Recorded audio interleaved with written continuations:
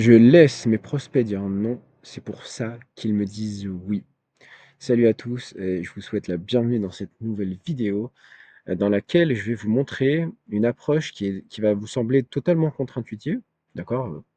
Je pense que ça n'a rien à voir avec tout ce que vous avez entendu jusqu'à maintenant à propos de la vente, mais qui est super puissante pour justement, eh bien, signer 3 fois plus de contrats sans avoir à forcer ou à faire le mendiant, la mendiante et tout ce qui s'ensuit, d'accord? Donc, avant d'en dire plus quand même, rapide présentation. Donc, moi, je m'appelle Salim, je suis copywriter pro et expert en psychologie de vente. J'ai aussi cofondé la communauté Freelance Heroes. Aujourd'hui, comptabilise près de 800 personnes sur School. Et on a accompagné aussi, avec donc Marion, qui est mon associé, eh bien, une centaine de freelances à générer eh bien, des centaines de milliers d'euros en cumulé en seulement 6 mois, juste notamment grâce à des principes de persuasion, des principes de vente contre-intuitifs mais super efficaces. Et aujourd'hui, justement, je vais vous montrer eh bien, une de ces approches-là, ok, qui va radicalement changer déjà votre perception de la vente, mais aussi la manière en fait, dont vous allez vendre et surtout le nombre de ventes que vous allez générer. Alors, ce que je vais vous enseigner ici, c'est pas de moi personnellement, d'accord? Je l'ai testé, on l'a testé pour nos élèves et c'est super résultat, je vais vous montrer ça dans un instant.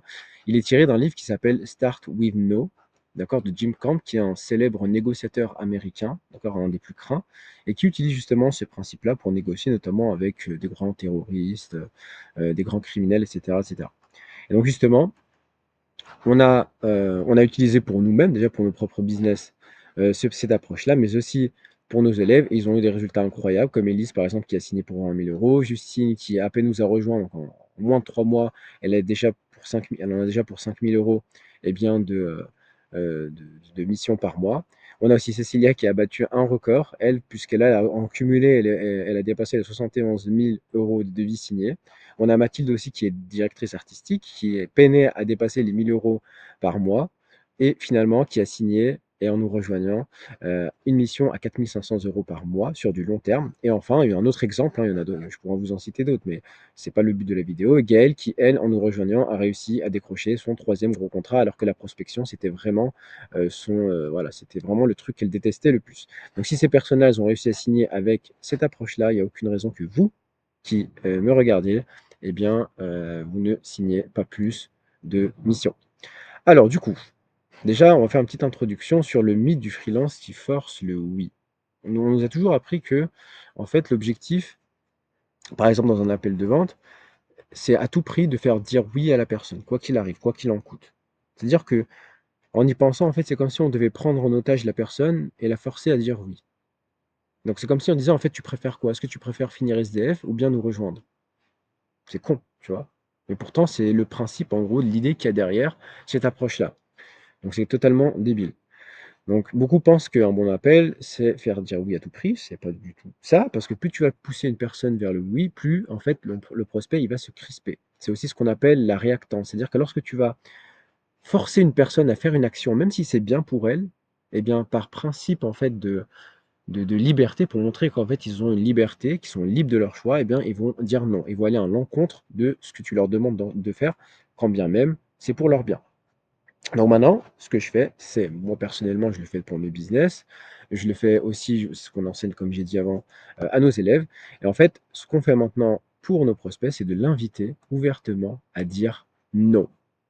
Ok, je vais vous montrer des exemples un peu plus tard. D'accord?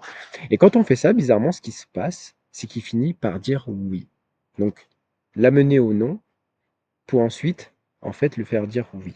Et c'est ça le secret. C'est ça qui fait que beaucoup arrivent très facilement à signer des contrats high ticket, des contrats très bien payés, alors que d'autres continuent toujours à galérer parce qu'ils sont toujours dans cette énergie de manque, de neediness, de toujours vouloir signer à tout prix, de faire dire oui, de prendre en otage son prospect. Et ça, évidemment, ça ne fonctionne absolument pas. Et je pense que c'est peut-être ce que tu faisais jusqu'à maintenant.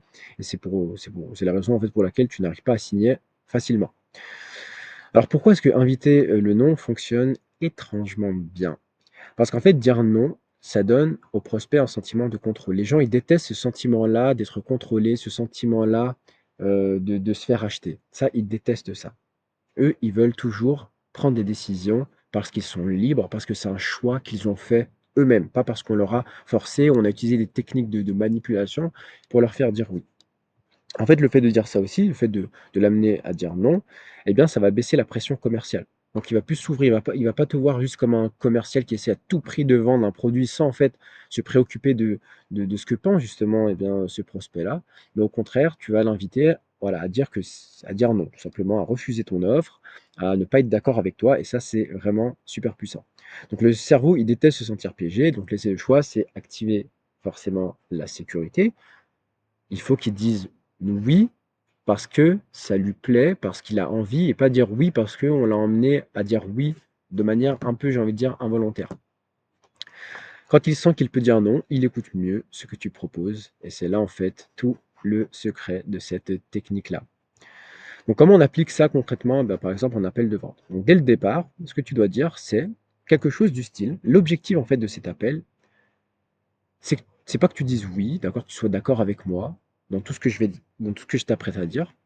Donc si c'est pas pour toi, si à un moment tu sens que, eh bien, ça ne va pas, que ça te correspond pas, tu es libre à tout moment de me dire non ou de m'arrêter pour avoir, par exemple, d'autres informations complémentaires.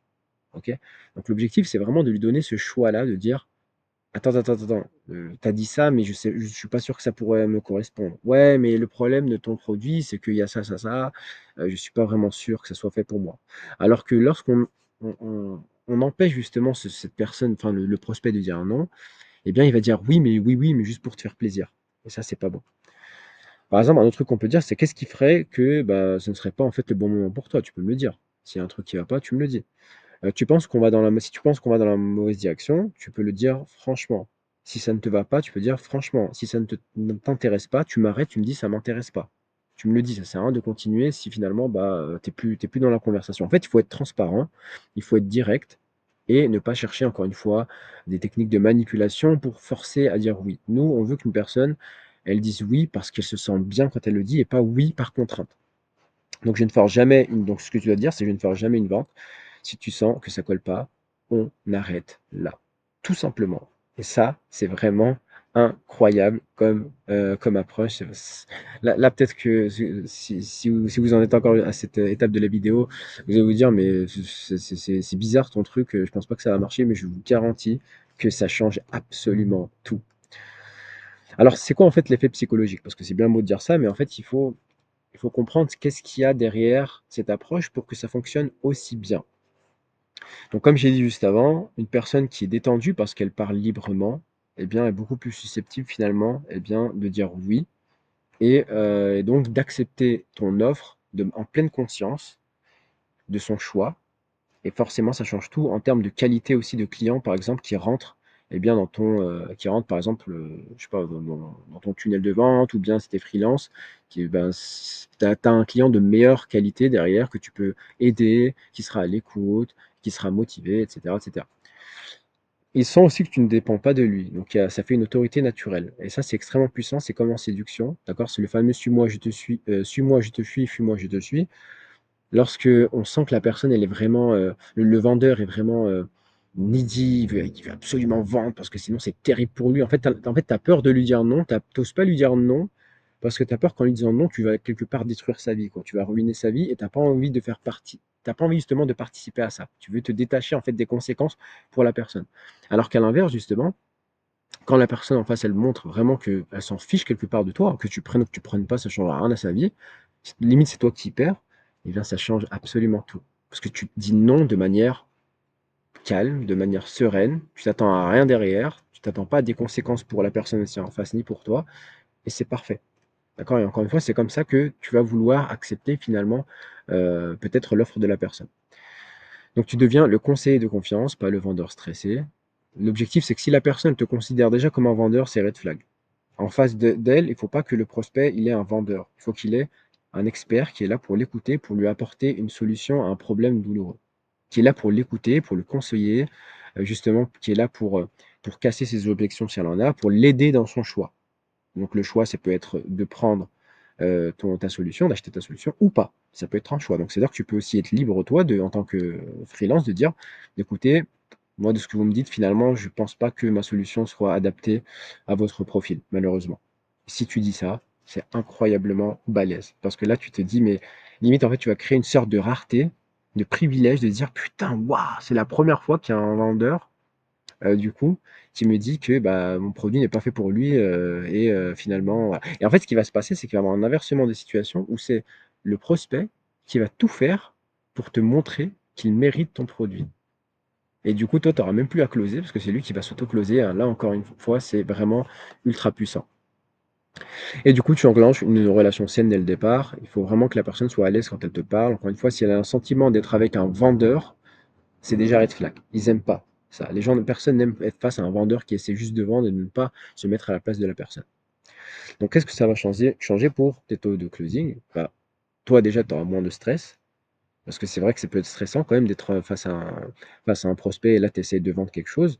Donc, toi, tu vas te détacher de ce stress-là en te disant, finalement, je vais pas tout faire pour qu'il dise oui. Je vais même l'inviter à dire non pour que de lui-même, il choisisse eh bien, de dire oui. Tu auras plus de closing et en plus qualitatif. Comme j'ai dit tout à l'heure, l'objectif, c'est pas de ramener des clients voilà, en urgence, c'est de ramener des clients qui sont coachables, des clients que tu peux aider, qui peuvent avoir des résultats grâce à ta solution. Si tu vois que la personne en face, elle est fébrile, qu'elle n'a pas confiance, qu'elle n'a pas l'air d'être super motivée, toi aussi, en tant que freelance, tu as le droit de dire finalement, je suis désolé, mais de ce que j'ai pu apercevoir par rapport à nos discussions, je doute que je pourrais malheureusement vous aider pour telle ou telle raison.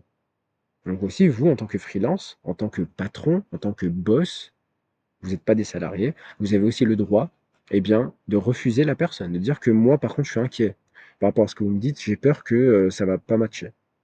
Et là, c'est extrêmement puissant, encore une fois, comme approche. Les clients qui signent sont plus engagés, donc c'est parce que c'est leur décision. Comme j'ai dit, ils seront plus motivés à vouloir réussir, donc à vous écouter. Ça ne va pas être des clients chiants qui vous en demandent toujours plus pour pas cher, qui vont toujours voir les choses au rabais, toujours en demander plus, vous contacter à n'importe quand, etc. Ça va être des gens qui sont beaucoup plus engagés, qui sont plus cool avec vous et qui vous payent mieux. Et du coup, forcément, il y aura aussi moins de fuites après l'envoi du devis. Le fameux j'envoie mon devis et la personne disparaît. Plus aucune nouvelle. Et ça, c'est aussi très, très, très frustrant, surtout quand tu as fait un effort de faire l'appel, de le conseiller et tout, et finalement, il disparaît. Donc justement, utiliser ce principe-là, de commencer par lui faire dire non, c'est très balèze. Parce que derrière, en fait, si tu as un oui, mais juste oui pour se débarrasser du call et pour pas te faire de mal, et bien derrière, le devis, il va même pas le regarder. Il va fuir et tu auras fait des efforts pour rien. Donc conclusion, à partir d'aujourd'hui, donc tu vas pas chercher à convaincre à tout prix ton prospect. Au contraire, tu vas même l'inviter ouvertement à dire non.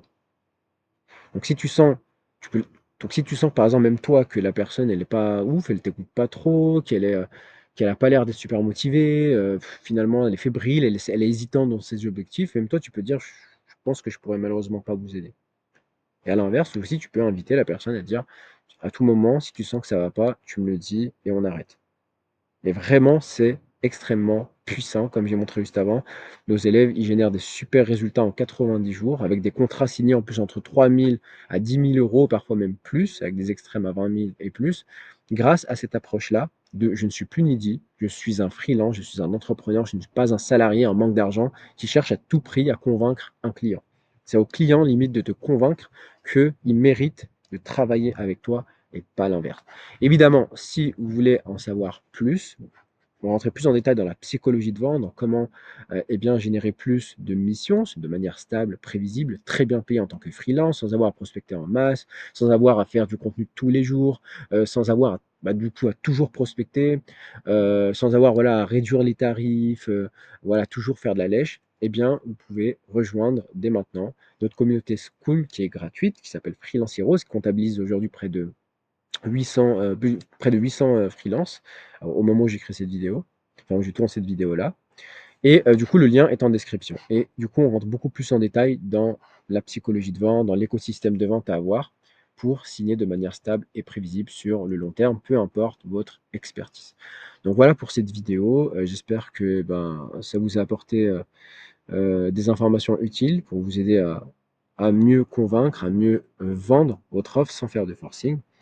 Sur ce, moi je vous dis à très bientôt. Merci de m'avoir écouté. Ciao.